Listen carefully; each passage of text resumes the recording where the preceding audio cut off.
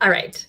Good. All right. Tech problems fixed. We are live on Instagram and on Facebook and YouTube on a lot of different channels. So whether you are joining us live or you're watching the recording, welcome to everyone. If you want to take a moment and share where you're tuning in from, you can go ahead and share in the chat. I see so far, Hey Doe and Dan are both here. And anybody else that as you join, hi, go ahead and share and say hello in the chat. And same for those of you that are on Instagram, if you want to say hi or share where you're tuning in from. Hi, Elena, Sakina, hi from Alaska. Also know that because I'm using a broadcasting platform, sometimes not all the chats show up. So if I don't say hi to you, it's not because I'm ignoring you, it's because I don't see your chat. Hi to Instagram folks. And a lot of times with Instagram, I don't know what your names are because of what's happening.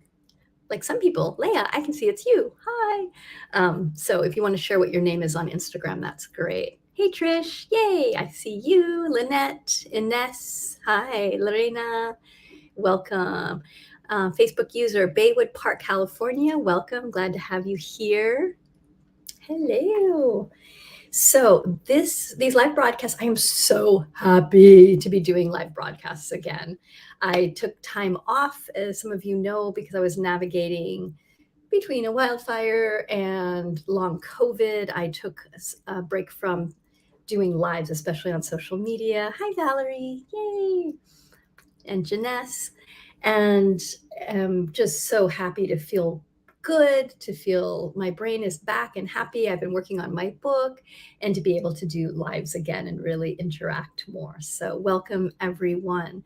And one of the things that I love doing to start the new year is what I call the anti-resolution challenge. We're in day 2 of the challenge. If you haven't joined the challenge, you are joined anytime. You're welcome to join anytime.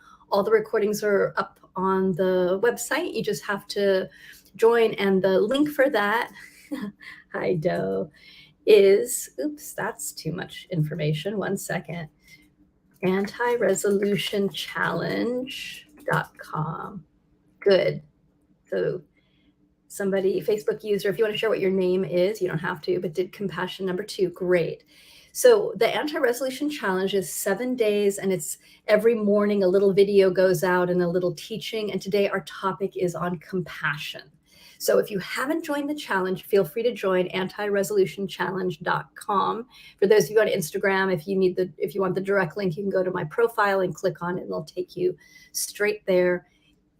And it's a wonderful way for us as humans to come together to support each other, not in, hey, Mo, okay, yay, I'm glad you did compassion number 2, not in fixing ourselves, being better humans, being perfect, forcing ourselves to take action, but to start to untangle the places that we have learned habits that don't serve us. What we talked about yesterday in day 1 of the anti-resolution challenge was strategies. And I've noticed that there's 4 main strategies that we as humans tend to lean into, especially when we don't feel safe. They're often a way to manage emotions or manage places that we don't feel secure or that we're in the unknown. Hi, Barbs. And those strategies are controller, pleaser, isolator, and distractor. So if you want to learn more about them, go watch day 1. And the videos are like 10 minutes. So they're short. There's a teaching that goes with them. Yesterday, there was an assessment. And somebody said they couldn't access the assessment. So I'm going to go ahead and share it, the link here. So this is the assessment to find out what strategy you are. And sorry, I can't post this on Instagram. You can go over to the Facebook page, one of the Facebook pages, and check it out. So if you want to learn more about the strategies, again, this is in day 1. So go back and listen to day 1.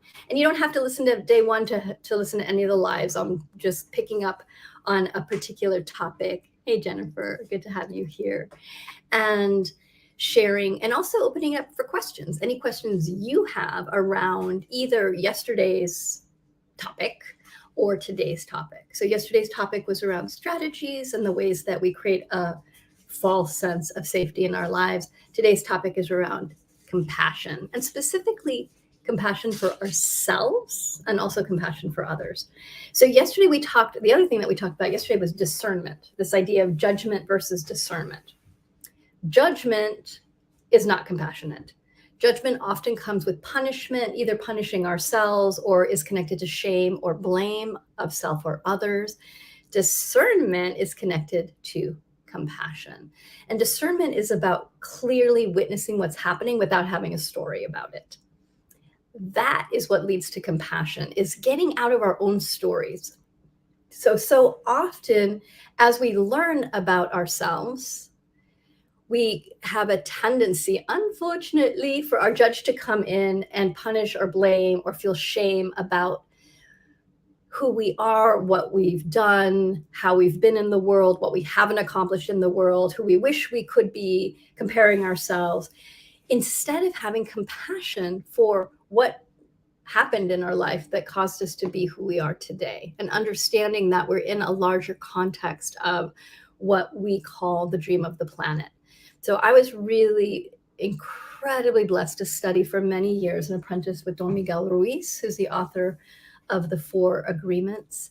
Dear, incredible human who just got his second heart transplant and is healing right now. And his book, The 4 Agreements, really transformed how we understand freedom and the way that the agreements that we learned impact our lives, and how to start to undo those old agreements. And one of those agreements Doe just wrote, Heather Ash, I've always wondered why it was easier for me to show self-compassion to others versus myself. So often, hey Rachel, we have a lot of compassion for other people. It's easier for us to have compassion for other people because we hold other people to different standards. We will hold ourselves to a really high standard of perfectionism, and we're often incredibly harsh with ourselves. And we have more spaciousness with others, especially people that we love and really care about. So to notice, that's helpful to notice the places where it's easier for us to be loving or present or kind with other people, but not with ourselves. And it doesn't have to be logical. I was just talking to somebody yesterday about this, that we can, Cosmic Cowgirl, hello. We can notice how other people behavior, or how we behave, and not understand why we're doing what we're doing. Like, it's hard to understand why we wouldn't be compassionate and loving to ourselves. It's hard to understand when we have people that we really care about, why they can be so hard on themselves. But we don't know what they've learned, what their experiences are. And we also need to take into consideration for ourselves how long we've been talking to ourselves in a mean way, how long we've been judging ourselves, holding ourselves to a really high standard of perfection, comparing ourselves to other people, criticizing ourselves. And you don't even have to learn it from anybody specifically. It's really woven into the dream that we're in. So it's not that, your mom or dad sat you down one day and said, you're not a good human. You should be judging and comparing yourself and criticizing yourself against everybody that you meet. Okay. Sometimes people's parents actually do that, but a lot of times we get it passed down from what our parents knew how to be in relationship to each other. Hey, Margarita, glad you're here. Mother Moon, beautiful name. And so you don't even have to have learned it directly from your family. It's in the field, is another way to say it. And we pick up these places where we talk to ourselves in our relationship to ourselves, sometimes in ways we don't even notice. It's become so familiar, where we're criticizing, comparing, always holding ourselves to this image of perfection that we can never meet because it always changes. And it's not one thing. It changes, and it's also different places of perfection. So it may be, you're trying to please this idea of like what your teacher would have wanted you to be versus what your mother might have wanted you to be versus what your best friends wanted you to be. And those are all different things. It gets a little nutty when we try and listen from that way. Hi from Connecticut. Has anybody else lost sound? I should type that out because if you have lost sound, you can't hear me. Anyone else lost sound? Hey there, glad you joined us. All right, I'm just taking a pause for a moment to make sure that we've still got sound on the, and let me check my sound over here. Yeah, it's still on. Okay, I think we're good. I can hear, okay, good. All right. All right, so it is a personal problem for the person that just lost sound. Okay, good, so we're good.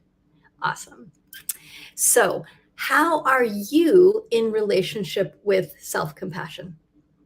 So when you think about a time when you've made a mistake, when you have hurt somebody else, when you feel scared, are you able to be compassionate with yourself?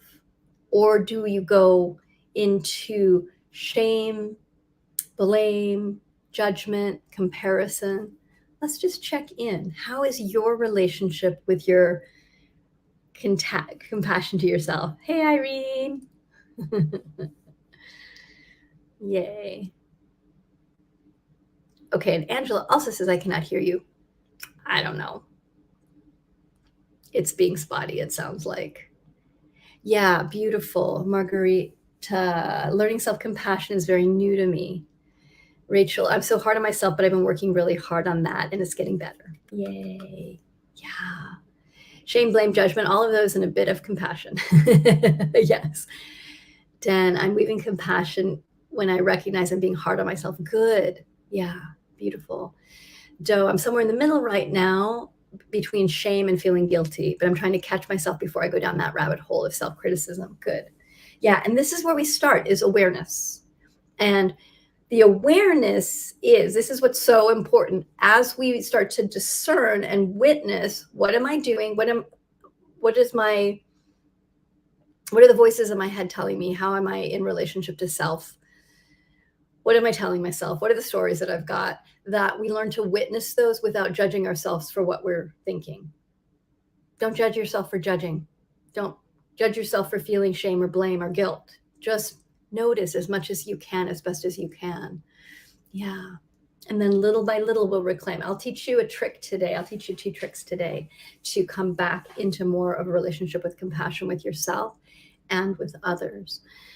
Shirley, right, so true. I catch myself doing this, admonishing myself based on perceived expectations. And often I'm trying to be better and more compassionate with myself, but I'm not perfect. And we're not going to be perfect. And I would invite all of us, and this is something that I'm working on doing as well, is to not try and become better people. Because often we have this then idea of this is what I would be if I was better. Instead, can you be compassionate with yourself and take more skillful actions, clean up your messes? Do you feel that subtle difference? So like, I want to be a better person, which means that you're not a good person or that you're somehow broken or that you have to fix yourself, which can lead to a whole host of the judge coming in and saying, let me help you with that project, you messy human. Instead, if we can be like, yes, I am messy and I support myself on this journey, and to settle in for the ride of being a messy, complicated human that doesn't need to be fixed. You can learn to be more skillful in your response and your relationship to the world. And it is skills. It's absolutely skills that we're learning, and that I'll give you a couple of good skills today. Yeah, exactly. Cosmic Cowgirl. I'm able to do that now, but it took a long time and a lot of work. Yeah, it does. It does. It takes presence and awareness and learning new skill. Yeah. Yeah. And then infinite success. I'm learning, but still go into shame and blame quite frequently. Oh, good. Angela, I'm glad that you hear me now. I have that one. Judge myself for judgment. Yeah.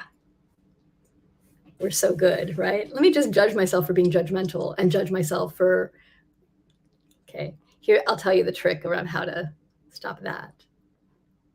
Hello. All right, a couple more questions.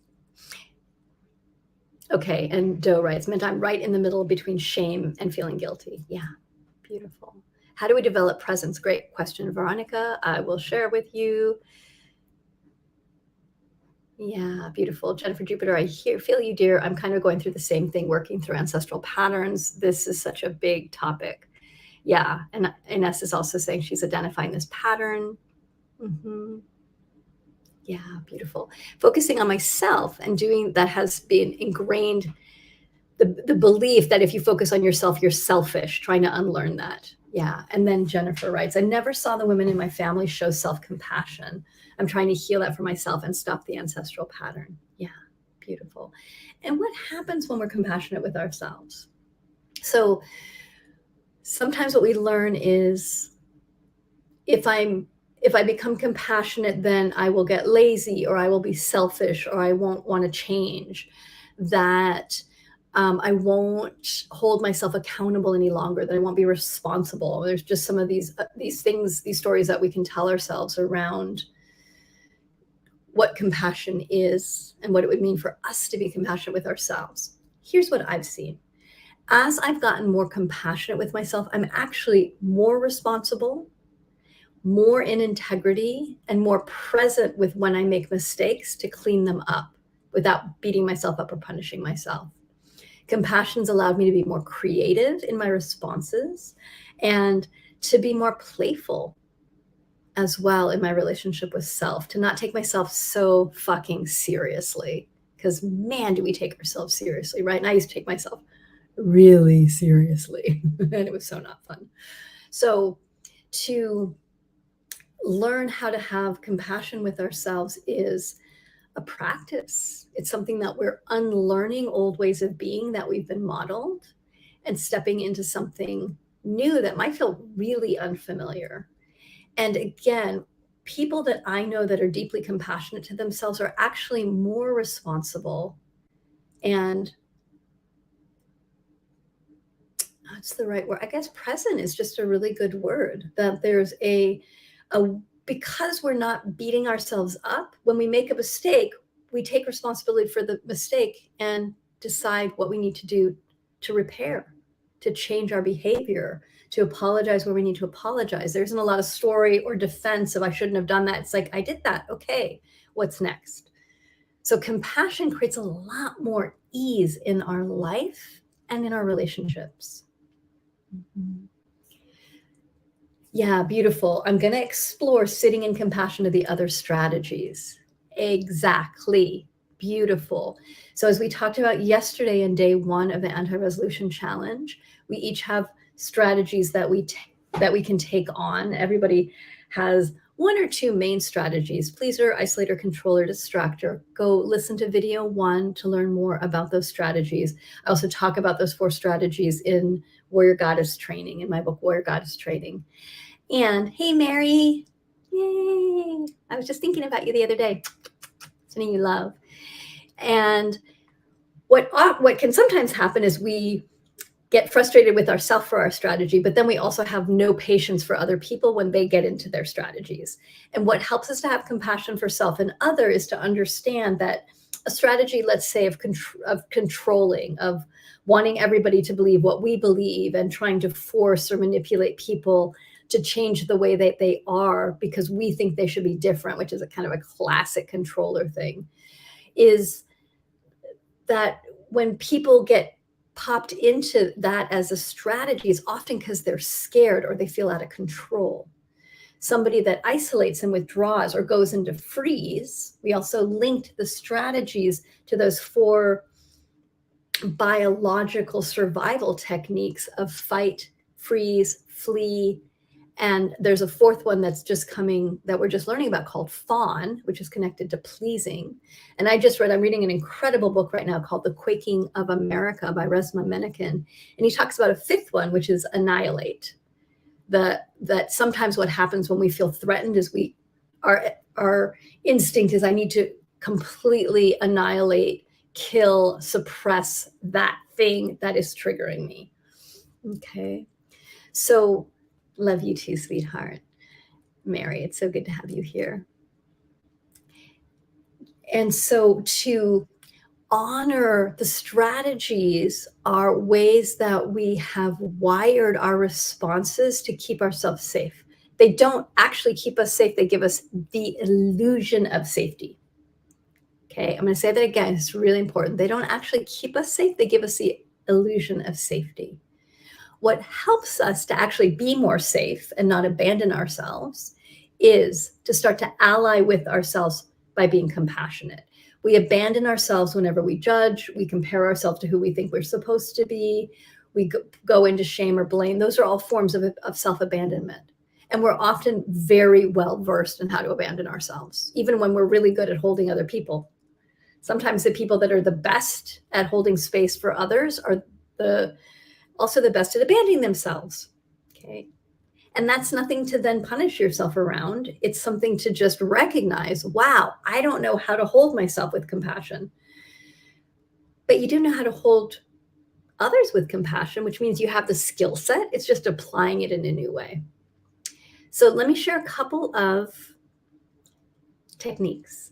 And again, for those of you that are just joining, hello, or watching the recording later, these lives I'm doing every day for the next 7 days are part of Anti-Resolution Challenge. You can join at antiresolutionchallenge.com. Free, super simple. Let me just write it down here really quick. Those of you that are on Instagram, you can go to my profile link and click and it'll take you directly there. And there are part of the Anti-Resolution Challenge is 7 days of little videos that get released every morning and questions that help you go deeper. Yesterday's teaching was around strategies and ways that we do our best to keep ourselves safe. Today's topic is around compassion. And so please join if you haven't already. And also at this time, every day for the next 7 days, I will be doing lives to answer questions, to just connect with all of you, for us to journey together as we learn more about ourselves. Yeah, exactly, Shirley. Annihilate is a more extreme manifestation of the fight response. Yeah. Mm-hmm. Yeah. It's a more extreme version of the fight response. So you can start looking for where does that show up, because, you know, it's unlikely that we have the annihilate response. But I've had experiences where I felt that I need to annihilate this, not that I took action, but to have that feeling sense. And some people do annihilate. So to start to look at that and see it's a response of trauma, fear, feeling unsafe. Brittany, these are the lives. There's actually also daily videos that go through the lessons really systematically. So antiresolutionchallenge.com. If you're not part of the challenge, if you're not getting the morning videos, that's how you join the challenge. Antiresolutionchallenge.com. All you have to do is put your email in, boop, and you'll get the first and the second email. So yeah, thanks for asking, Brittany. Antiresolutionchallenge.com. I'll add it again. Great. Shirley, the book I was talking about is called The Quaking of America by Resmaa Menakem. I'll write it. I'm actually about to do a book club with it in a couple weeks as part of our Anti-Racism White Women's Alliance. The Quaking of America. Yeah, and Elena, exactly. Check your spam folder. If you're part of the Anti-Resolution Challenge and you haven't gotten the emails, check your spam folder. It'll be coming from Heather Ash at warriorgoddess.com. And you can also write to hello@warriorgoddess.com by Resmaa Menakem. It's a really intense book. So if you have not read any other anti-racism work, I would not start with this book. Just so you know, it's intense. But if you want to come do the book club with me, come do it. It's on the 25th of January. Yes, Brittany, I signed up yesterday after the live. Will the day one replay be available? It is. So check your inbox. And the way we do it is we stack them. I believe they're stacked. And so day one and day two will be up on the web. Yeah. And if you have any question, Brittany, or anybody who signed up and you don't know where the videos are or you're confused, please reach out to us at hello@warriorgoddess.com. My team is amazing. So either Anika or Serena will answer. Yeah, Doe, check it out. I'm trying to think about where the info for the book club is. I'll post on Instagram and it's on Facebook. Yeah, great, Brittany. I love that. Yeah, check your spam folder. All right. Tomorrow's challenge. Good question. Let's look. Day 3, the lighter side, the blessings. So tomorrow, what will we be exploring as part of the anti-resolution challenge? Now let me find StreamYard again. There we go. Is good. Thanks, Infinite. Yeah, the challenge is so good. It's so great. We did it last year for the first time and we were all like, this is so helpful for all of us. It was so helpful for me that we're going to repeat it. So we are. Yeah. Yeah. So I just lost my place. Let me go back and see if I can connect it. Tomorrow's challenge. There we go. Is about the lighter side. So what we're going to look at is what are the gifts of the strategies? Because each of the strategies, when we untangle it as a form of safety, as a template or a safety mechanism, there's actually blessings for each of the strategies. We'll talk about that tomorrow. What are the gifts of the strategies? It can also help you see the gifts of the strategies in others and be compassionate with yourself and others. So we're gonna go for a couple more minutes and I'm gonna give you 2 quick tools. I'm a big tool girl. I love giving simple tools to help us unwind the old patterns and beliefs. And so here's 2 simple tools around compassion. We can talk about this more tomorrow. 1, anytime you notice yourself judging yourself for judging yourself for judging yourself, or telling a story, or going into your strategy and trying to please everybody else, or isolating and withdrawing and freezing, whatever, the moment you notice it, put a period in the sentence, because what your mind is going to want to do is make up a whole story that's usually negative and judgmental or victimized. Period. Take a breath. Where do you want to put your attention? That's the question. Where do you want to put your attention? So that period is a pause to help us to center back in this moment, to let go of the story that our mind is creating that's about the past and bring ourselves here into the present. So here's the second simple compassion. Hand on heart, one hand on heart. Do this now. One hand on belly. Take a breath. Breathing into your belly and your chest, feeling your hands and just saying to yourself, hi, sweetheart, I'm here. Hi, sweetheart, I'm here.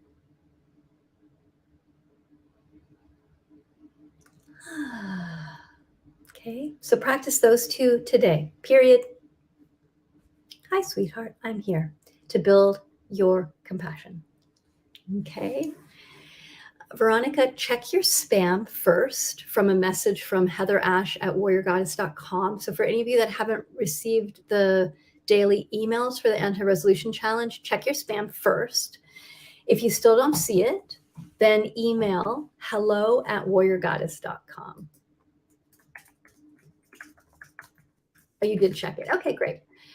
I don't know if I can grab your email, hun. No. So if you can email hello@warriorgoddess.com and let them know where they'll go, they can go look at the back end and figure out what happened. Okay. So anybody who hasn't received the email, if you've checked your spam, just pop an email over to hello@warriorgoddess.com.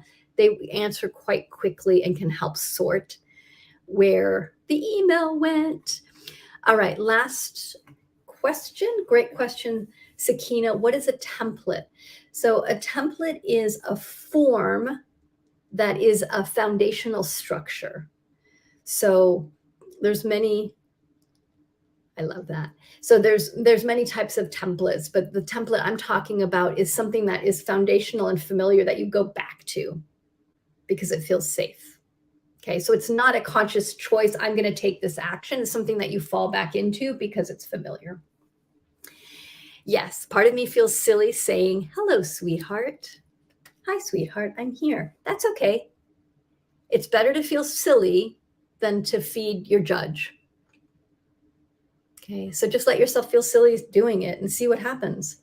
If you want to up level, go look at yourself in the mirror and say, hi, sweetheart, how are you? And just look, just show up with yourself and go through the discomfort to say hello to this human being that you are. Let go of the, I should look different, look at the wrinkles, that blah, blah, blah, all that. That's all story. Can you just show up with this being that you are now and say hello? And it takes practice and it might feel silly. That's okay.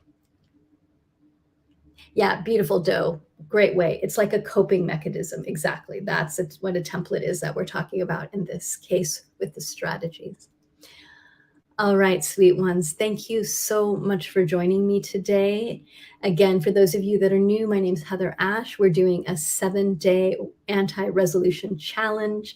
I'm doing lives every day at this time, 9 a.m. Los Angeles, noon New York, and 5 p.m. London for about a half hour or so, kind of hanging out, answering questions. You're welcome to join the anti-resolution challenge at any time between now and the 17th, and you'll get the back videos as well. And they're like 10-minute videos with questions, or a really beautiful, concise way of starting to unpack why resolutions suck and you don't, and how to live your life from a more unconditional, loving, compassionate place. That's what I'm all about. Hope to see you tomorrow on the Anti-Resolution Challenge, or to join the challenge. Again, antiresolutionchallenge.com. Go sign yourself up, get the info, and we'll see you tomorrow. Good. You're welcome. All right. Take good care, everyone. Bye.